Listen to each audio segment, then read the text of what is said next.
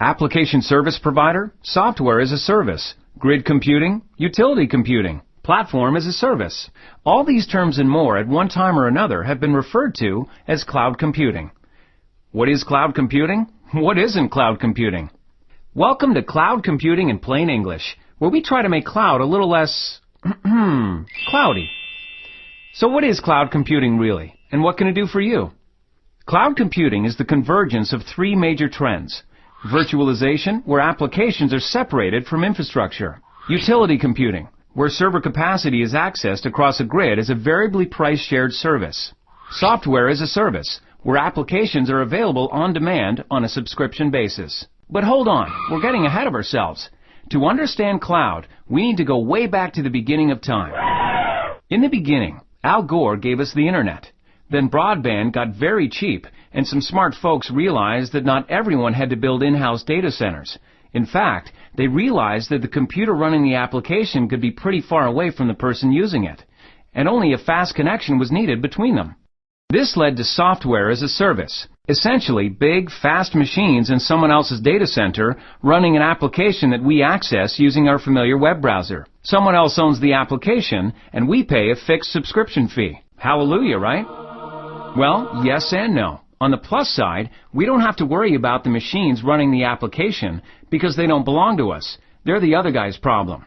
And we don't have to devote time and resources to developing and maintaining an application that we're not expert in. Both good things. But at the same time, the one-size-fits-all approach didn't work for large enterprises with complex requirements. Some companies didn't like the idea of data outside of their firewall, and the subscription model didn't align cost to usage. What enterprises wanted was the convenience and simplicity of SaaS, with the flexibility of traditional computing. A hybrid that allowed any software to be easily run as a service in a data center that someone else owns and manages. But applications were so darn difficult to deploy in a new environment. And then came virtualization, and it was good.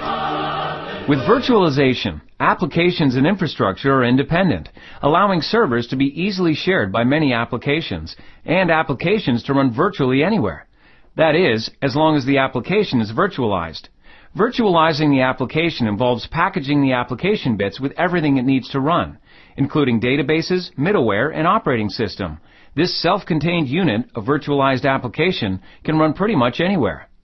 If it can run anywhere, it doesn't have to run in your data center or in the application provider's data center.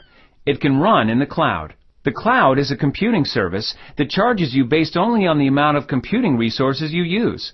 This pay-as-you-go feature is the hallmark of today's cloud computing and one of the things that sets it apart from software as a service. So, why adopt cloud computing? Basically, you can't afford not to. Think of it this way.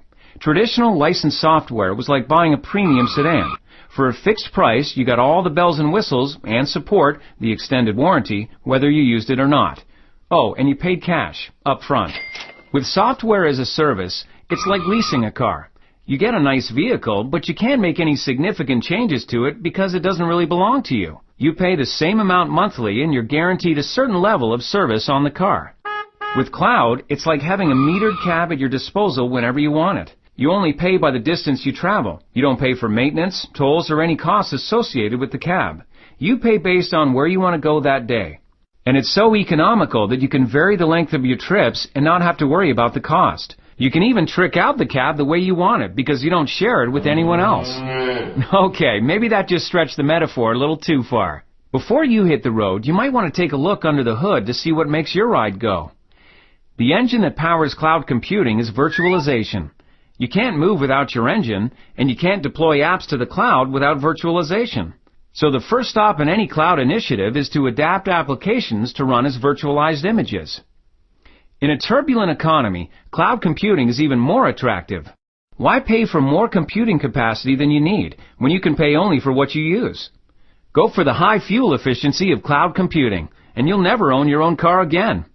So, that's it. Cloud computing in plain English. We've covered a lot of miles in just a few minutes. We hope it helped make cloud a little less cloudy and helped you understand what all the cloud hype is about.